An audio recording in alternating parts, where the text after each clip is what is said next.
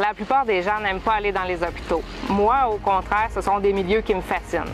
Quand on rentre dans un hôpital, on rentre dans un monde en soi, un monde où des Estriens vivent des histoires incroyables tous les jours, des histoires tristes, des histoires heureuses, des histoires vraiment extraordinaires.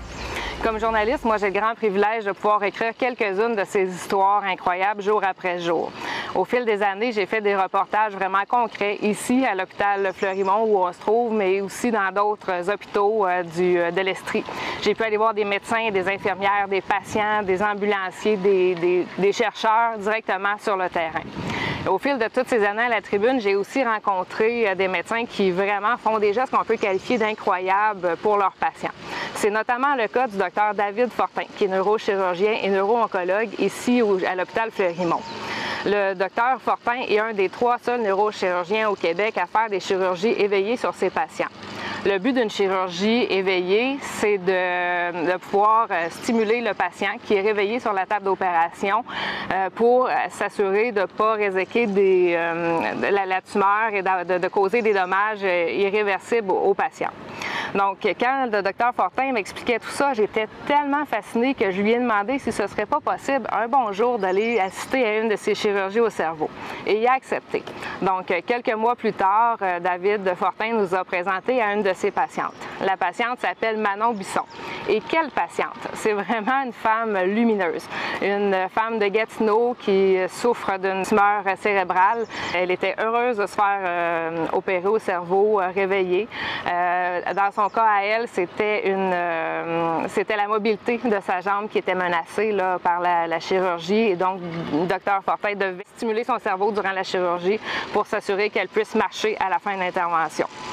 Donc, j'ai eu la chance de parler avec Manon à quelques reprises avant la chirurgie. Puis, la veille de la chirurgie, la photographe Jessica Garneau et moi, on est venus passer toute la journée avec Manon à l'hôpital Fleurimont. Comme c'est une chirurgie importante, Manon devait passer plusieurs tests médicaux avant la chirurgie, notamment en imagerie médicale. Et Jessica et moi, on a pu la suivre là, durant tout le processus. La journée de la chirurgie, on était toutes un petit peu nerveuses. Jessica et moi, on est arrivés tôt à l'hôpital. Je pense qu'il était 7h ou 7h15, mais quand on est rentré en salle d'opération, Manon était déjà là avec toute l'équipe chirurgicale. On était en train de l'installer. Ça bourdonnait vraiment dans la salle d'opération. C'était impressionnant à voir. Et pendant qu'on la préparait pour l'opération, Manon était super calme. Elle rigolait un peu avec l'équipe médicale. C'était vraiment une ambiance particulière. Puis la chirurgie a commencé. Donc là, tout le monde, c'était beaucoup plus calme. Tout le monde était à son poste autour de la patiente. Et moi, je me suis trouvé un petit coin derrière le Dr Fortin pour bien voir là, ce qu'il faisait pendant toute la chirurgie. Après la chirurgie, on m'a demandé à plusieurs reprises si j'avais pas eu peur de perdre connaissance. Mais non, je suis pas tombée dans les pommes. J'étais vraiment contente d'être là, d'avoir le privilège d'assister à une telle opération. C'était incroyable là, de voir ça. Donc, l'opération s'est bien passée. Ça a été quand même très long, une chirurgie durant laquelle la patiente était réveillée tout le temps. On l'entendait discuter avec l'anesthésiste, avec le docteur Fortin, avec le personnel qui était autour d'elle. Ça s'est bien passé. On voyait vraiment tout le détail là, de ce que le docteur Fortin faisait avec le résident en neurochirurgie qui était avec lui. C'était vraiment incroyable. Les heures ont passé. On sentait que la fatigue s'installait vraiment dans l'équipe médicale. L'heure du dîner était finalement largement dépassée, mais jamais on a senti d'empressement, qu'on avait hâte que ça soit fini. On a vraiment senti que jusqu'au dernier point de suture, on voulait que ce soit parfait.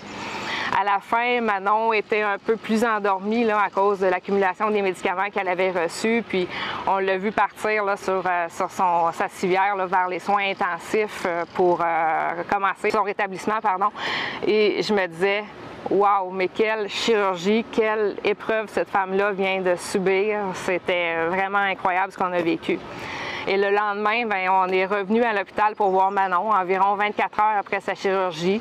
Et Manon allait bien après avoir subi ça. Elle était assise sur son fauteuil roulant, elle était de bonne humeur, elle était très déterminée, elle avait hâte de retrouver, de pouvoir marcher à nouveau.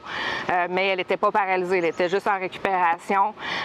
Et je me souviens à quel point elle voulait tellement voir les photos que Jessica avait prises. Elle avait très hâte de voir son propre cerveau, de voir comment ça s'était passé. Là, on la sentait active dans son rétablissement.